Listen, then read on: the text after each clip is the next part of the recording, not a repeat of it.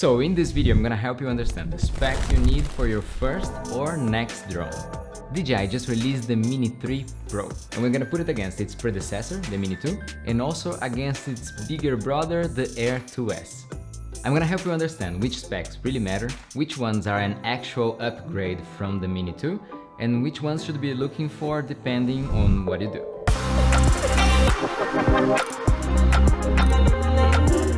E aí, I'm Andrea, photographer and filmmaker based in Italy, and in this channel I help with the tech tools to be creative. And today we're talking drones since DJI just released the new Mini 3 Pro that actually, instead of sitting exactly in front of the line from the Mini 2, it sits kinda like in between the Mini and the Air 2S family. That's why it has its name also not only like Mini 3, but as a Mini 3 Pro.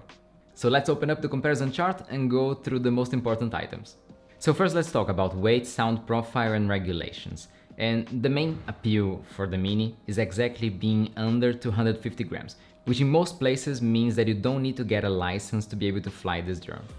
But most importantly, this means that you're in another category, meaning that you can even fly over people without having trouble, in comparison to drones that weigh a little bit more and that you're gonna have to stand at least 50 meters horizontally apart from anyone in the scene. These are of course some restrictions to try to protect people from drones falling off the sky and hitting them, even if actually 250 grams falling from 120 meters high could still do some damage. Now, how difficult and expensive it is to get a license. In Italy at least, you have to do an online exam that costs about 30 euro and get also an insurance for the drone. It's not very difficult and doesn't take you a lot of time, but it's one extra step if you want to fly your drone. And of course, if you care about the regulations. So actually talking like this looks like getting the smaller one is only advantages, but actually being smaller and lighter can be really good for you to carry it around.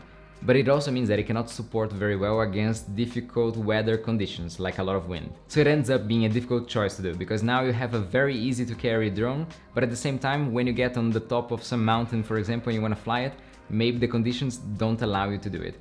Or if you want to do something a little bit more complicated, like hyperlapses, for example, it might not be as stable as a little bit heavier and sturdier drone. So you may not get exactly what you wanted when you went there. But just bear in mind that by no means this is a weak drone. It can still take some wind, a little bit of rain, and the gimbal is scarily stable even when it's shaking around. Okay, let's talk about the camera. And the Mini 3 Pro almost doubles the sensor size as the Mini 2. So there's a significant image quality improvement over here. Also, in general, DJI has been separating its lines mainly regarding the sensor size. As we see the Mini with these 1/1/3 sensors or 1/2 sensor, and the Air 2S and Mavic 2 Pro having the 1 each sensor, and now the Mavic 3 featuring the 4/3 sensor. This is something that we're not seeing crossover from different lines like some features. Now the battle for the megapixels is something old already, and we've seen it a lot, especially with smartphones.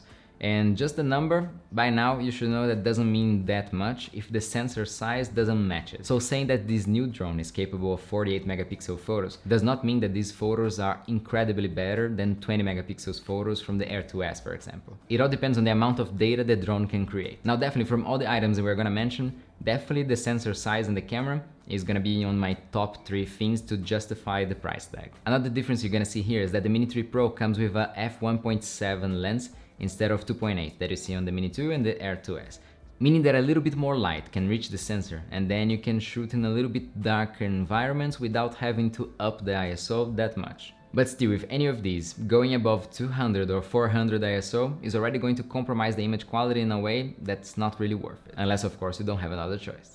And if you're thinking about depth of field also regarding the difference in aperture, of course the Mini 3 Pro is going to be able to blur the background a little bit more, but actually when you're flying, you're at a distance in which almost everything is going to be in focus anyways. So this is only going to be noticeable if you're really close to some subject.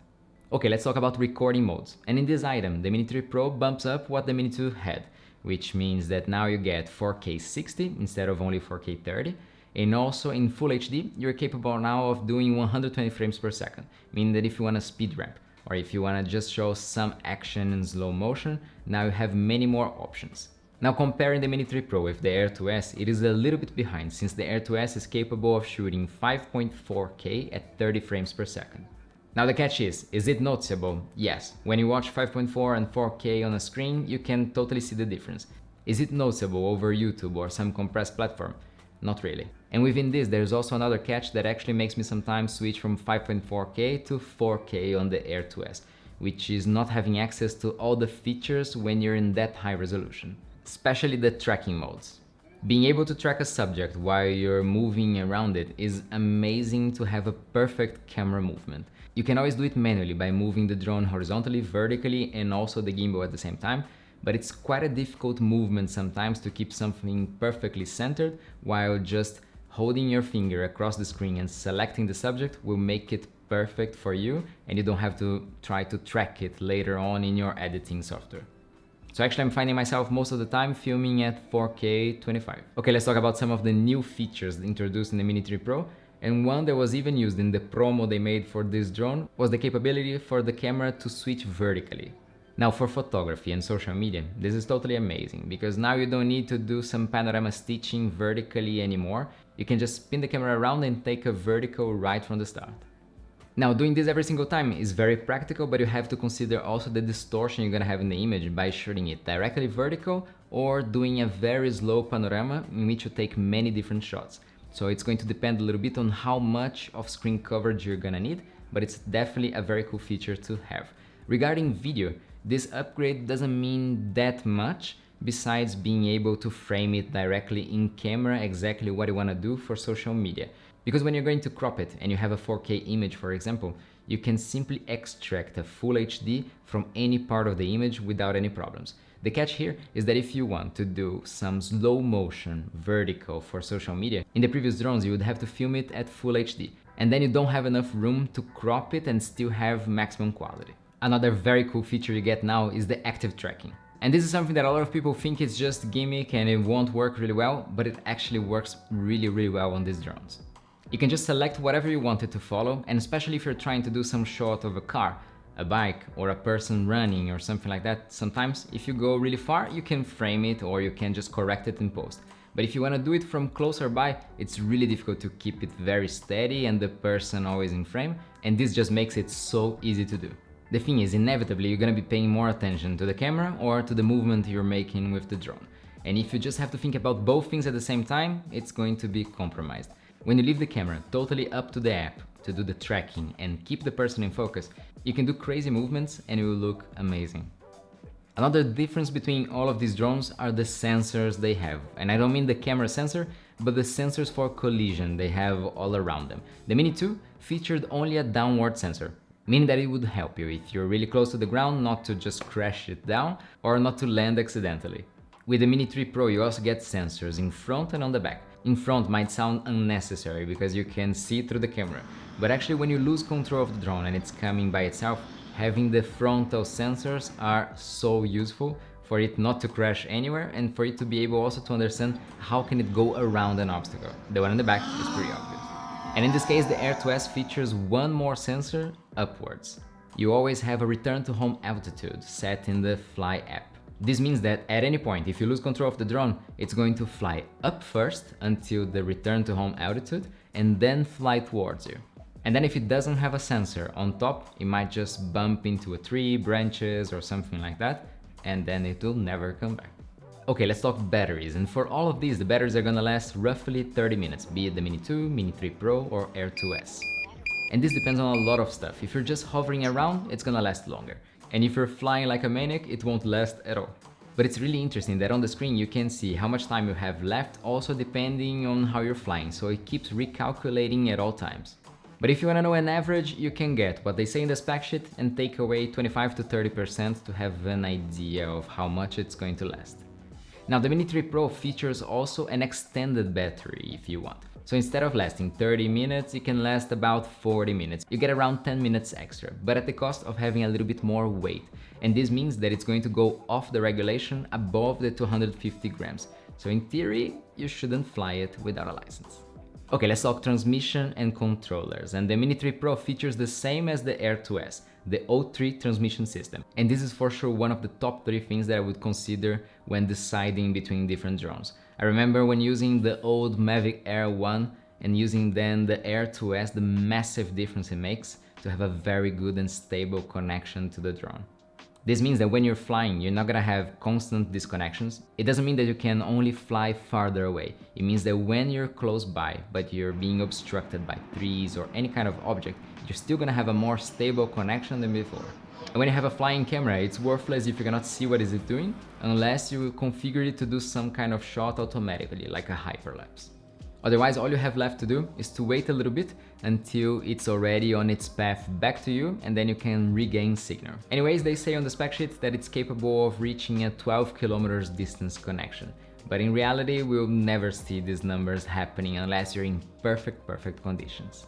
And a bonus feature for this new drone is that now you're capable of using the new RC controller with it that features a more stable connection and also a built-in screen. It is definitely much more comfortable to have something that is totally independent from your smartphone to work with. But I've seen a lot of people complaining that sometimes you have your phone out of battery or something and you can't fly anymore. But actually the controller, when it's connected to the smartphone, kind of keeps it charged. So you're hardly going to run out of battery in the middle of the flight. But one thing that is fun is that this new controller is almost as big as the drone and also almost as heavy. But anyways, you're gonna have the choice about which controller and which price tag you wanna pay, but we are gonna talk about it in the next topic. Okay, let's talk about the pricing point for the Mini 3 Pro and where it stands between the Mini 2 and the Air 2S. So right now on DJI's website you can find it for $669, just a drone without any controller. A second option is with the old kind of controller for $759, or you can get it with the new fancy controller for $909. Now these don't include extra batteries, charging station, nothing like that. You're gonna have to build your own combo based on what you need. And the options you got is getting a combo Fly More kit, which comprises 2 extra batteries, the charging hub, a bag, some extra flying things, these, for $189. And for $249 you can get the Plus combo package with the extended batteries we mentioned before that have a little bit more of flying time. This means that to get the most basic combo package for the Mini 3 Pro, meaning the drone plus the basic controller and also the 2 extra normal batteries, you're gonna have to pay a little bit short of $1,000 at $948. And this, as you probably noticed, means a very substantial price bump from the Mini 2, meaning that it's really kind of like another category of drone, because the Mini 2 came at $449 as a single package or $599 for the combo. And while we're comparing with the Air 2S also, it comes at $999, $1,000 for the single or $1,299 for the combo. Now what would I recommend you to do? And I think the first filter you have to think of is what is the purpose of this drone. If you're getting it for paid jobs that require image quality, Air 2S. Don't even think twice, it's a much more stable and much better quality than the other two. And the investment is gonna pay itself in no time. Now with that filter out of the way, and what you want the drone for is to create content for social media, to post it on YouTube, and you can take advantage of the slow-mo recording modes, if you can take advantage of the vertical shooting, the improved image quality in comparison with the Mini 2, it's also gonna be light so you don't need to get any kind of license. And you have these $300 to $350 extra to spend on it, I think it's totally worth it to get the Mini 3 Pro, even if it gets so close to the Air 2S Basic. Now if you're looking to buy your first drone and you didn't think about investing that much money in a flying camera, then the combo for the Mini 2 sounds to me like the best cost benefit for you. And I don't see a world in which only one battery is going to be enough, even if it lasts almost half an hour. Because usually you take it for a day out and you're gonna have more than one opportunity to fly. And definitely when you're starting, you get more anxious when you put it in the air. So not putting it in the air with 100% battery is even worse. And the charging hub is so useful because you don't want to be putting one battery at a time and watching when it's charged to be replaced, instead of just putting it in the charging hub, leaving it there, going to sleep and waking up with all the batteries at 100% so that you can just get them and go shoot. Alright guys, thanks so much for watching this video. Let me know in the comments which drone are you most interested in, or if you have any kind of doubts. And in the meantime, if I just made your choice even more difficult, check out this video here, in which I talk everything about the DJI Air 2S, which is a spectacular drone. Go check it out. I'll see you over there. Ciao!